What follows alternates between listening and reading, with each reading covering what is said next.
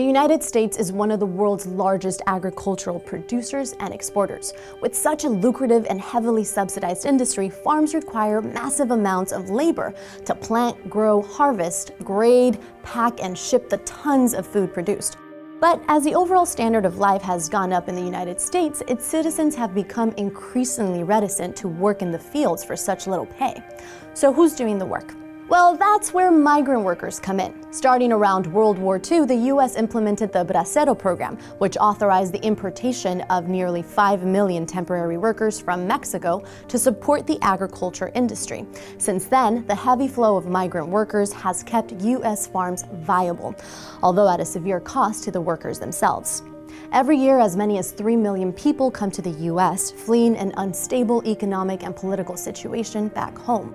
Although conditions may be better, migrant work is characterized by low pay and limited or no benefits. Most migrant workers are under the age of 30 and work in California, Texas, Washington, Florida, Oregon, and North Carolina. About 75% of migrants come from Mexico, and more than half are undocumented. This creates a situation where fear of deportation prevents migrants from improving their work conditions.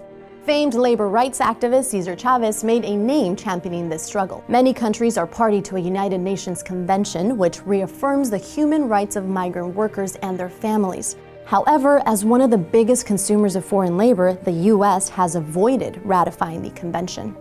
The issue of undocumented workers in the United States has raised the ire of anti-immigration activists.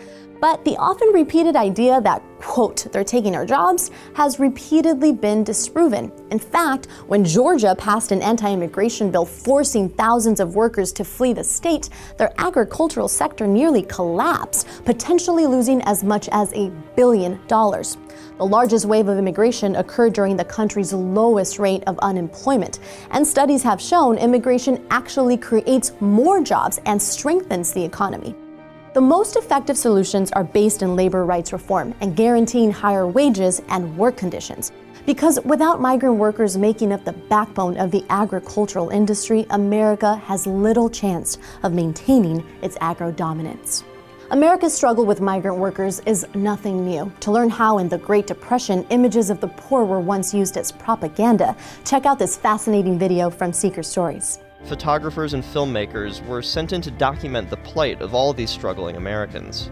They understood the power of photography, that the struggle in these images might create a new awareness. Check out that full video with the link in the description below. Thanks for watching TestTube, and please don't forget to subscribe if you haven't done so already.